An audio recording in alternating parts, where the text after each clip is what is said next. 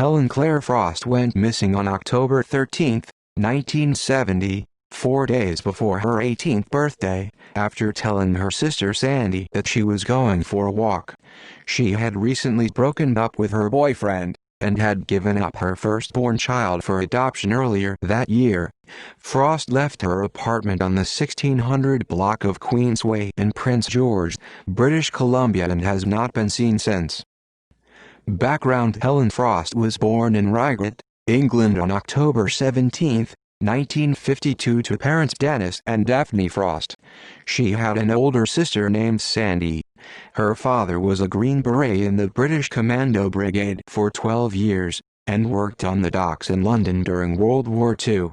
In 1956, the family moved to Nanaimo, British Columbia, Canada. After the move, Dennis worked for the city of Nanaimo as a sweeper operator. Helen's family was stable and her mother and father were married for 67 years, until Dennis died on July 20, 2014. Sandy described them as good parents despite the headstrong actions of their two rebellious teenage girls. Helen moved to Prince George, British Columbia in 1969, and Sandy joined her in November of that year. They shared an apartment on the 1600 block of Queensway, along with a woman named Darlene and her infant child. In the spring of 1970, Helen went to a home for unwed mothers in Kamloops where she gave birth to a daughter, Sandra Jeanette, on May 13 of that year. Shortly afterwards, she returned to Prince George and her baby was taken into government custody. She unsuccessfully tried to regain custody of the baby in the summer of 1970. Sandy recalled that Helen came out of the social worker's office, just bawling her eyes out, and we never talked about it again. Sometime between the birth of her child and her disappearance, Helen's relationship with the father of the child, Stefan Grumpner, dissolved. Helen worked a number of odd jobs while she was in Prince George, including a busser at the Hudson's Bay Company cafeteria, and a gas station painter for a company that operated between Prince George and Prince Rupert. Personality: Helen was considered an introvert and was described as a private person. Despite this, Helen had a spontaneous side as demonstrated by her job-seeking adventures. In the summer of 1967, when Sandy was 15 and Helen was 14, the sisters went to Abbotsford to work as berry pickers. The following summer, they went to Penticton and spent most of their time hitchhiking and sleeping outside after the jobs they had been promised didn't materialize.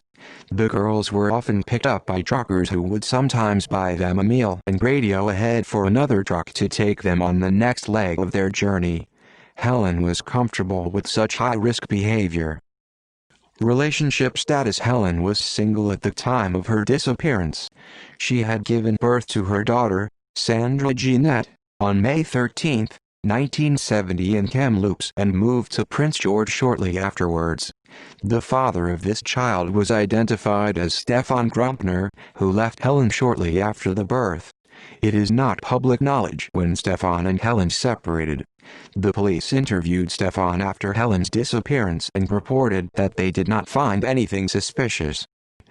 Identifying characteristics: Helen was a Caucasian female with blue eyes and brown blonde hair.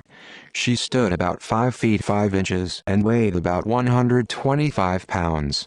Since birth, Helen's right eye drooped, appearing slightly closed as compared to her left eye. She had given birth 6 months prior to her disappearance.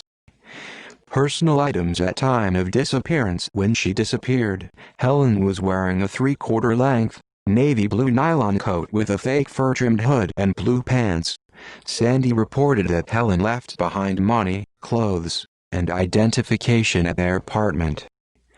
Disappearance: Helen was last seen Tuesday, October 13, 1970 on the 1600 block of Queensway, Prince George, where she shared an apartment with her sister Sandy, along with a woman named Darlene and her infant child. Sandy reported that she came home at about 8 p.m. after coffee with a friend, and met Helen. Helen asked Sandy if she wanted to go for a walk, but Sandy declined because it was too cold. Helen said she would go out for a quick walk by herself, left at about 8:20 p.m., and never returned home. Helen was not immediately reported missing because Sandy thought that she might be over at a friend's house. When she didn't return by Thursday, October 15th, 2 days later, Sandy reported her disappearance to the Royal Canadian Mounted Police (RCMP). Investigation. Helen was reported missing by her sister Sandy on October 15, 1970. Sandy said that the RCMP took a missing persons report, but she got the impression that nothing was done. Sandy lamented that she was too young and inexperienced at the time to push for more action from the RCMP. There was a tip that Helen had hitchhiked from the Husky gas station in Prince George. Although the RCMP investigated this tip, they could not substantiate it. The RCMP does not have a statute of limitations on serious cases, and Helen's case is still active. There have been a number of officers assigned to the case since 1970, with the most recent having been assigned in 2017, file 1970, 70,118. Search effort. Sandy and a friend conducted an independent search for Helen. Sandy's friend determined that a truck driver saw Helen hitchhiking from the Husky gas station in Prince George, but the RCMP were unable to verify this tip. Sandy has been the main driving force behind the search for Helen, with the assistance of some friends. In 2018, Helen's daughter, Sandra Jeanette Frost, now named Michelle Johnson, reached out to Sandy after searching for her birth mother. Michelle and Sandy were reunited later on that year. Awareness effort. The awareness effort for Helen's disappearance includes missing person posters, news articles, and a Facebook page dedicated to her disappearance. Sandy pushed to get Helen's name added to the UPANA list of victims in the hopes of raising more awareness for Helen's disappearance, but the RCMP declined this request, citing that the case did not meet the criteria for inclusion. This, however, is in contradiction with the actual reported criteria for inclusion. There are many cases like Helen's that do meet what the RCMP actually reports as the criteria for inclusion. However, there have been no more victims added to the UPANA list since it reached a total of 18 in 2007. In 2009, Sandy reported that her father told her, "I really hope I know what happened before I die." Unfortunately, Dennis died on July 20, 2014, without discovering what had happened to his daughter. Theories. At least 3 main theories exist as to how Helen Claire Frost disappeared, including accident, runaway, suicide. Accident. There is no evidence that she did or did not have an accident that caused her to lose contact with her friends and relatives. No remains were ever found and identified as Helen's. No sign of an accident has ever been indicated to the public, nor is it public knowledge if any witnesses have come forward to report an accident. There is no public evidence indicating that she ever had an accident. Runaway. Helen was known to have run away in the past. However, Sandy said that there were indications that this was not the case because Helen had left behind money, clothes, and identification at the apartment, which they shared. Suicide. Helen was going through a number of difficult challenges around the time of her disappearance. She had experienced giving up a child, the end of a romantic relationship, and a taxing living situation, living with a newborn child after having to give up her own baby. Because of these circumstances, it is plausible that she was under a great deal of stress. However, Sandy stated publicly that there was no evidence that Helen took her own life, and there was no suicide note left behind. New London County Jane Doe. New London County Jane Doe was a woman whose remains were found in a shallow grave, wrapped in a blanket, on May 30, 1974. The remains were found in a wooded area behind a house on Shoeville Road. To this day, the jurisdiction is disputed between Stonington and Ledyard City Police Departments.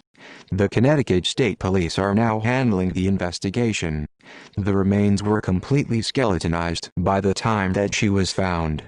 It was surmised that Jane Doe died alongside bank robber Gustavus Lee Carmichael, the man she was last seen with and who was thought to be her boyfriend, on December 31, 1970.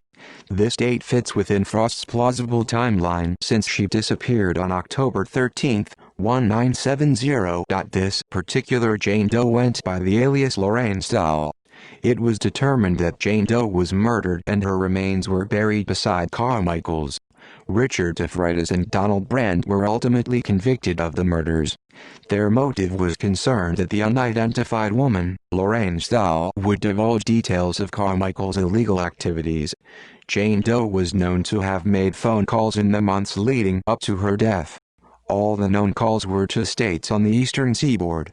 Jane Doe was also known to drive in a 1964 green Oldsmobile with either Massachusetts or Maine plates.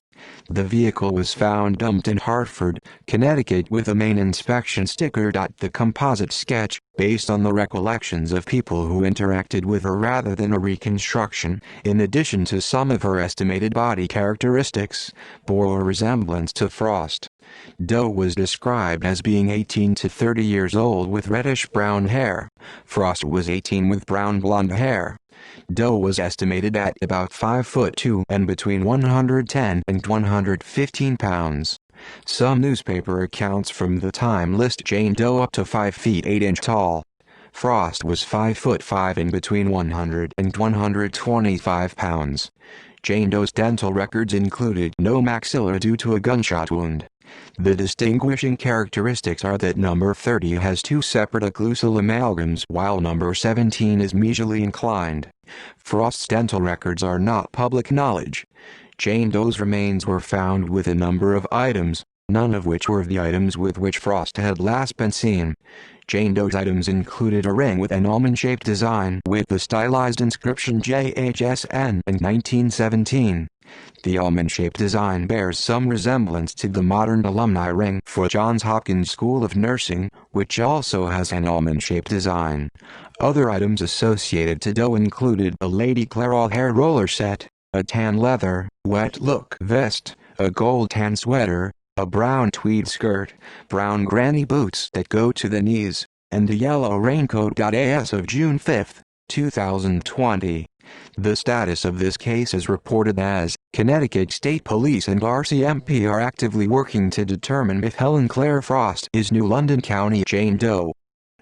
Friends or associates. It is not public knowledge whether or not Helen met with a friend or associate after she left her apartment in Prince George.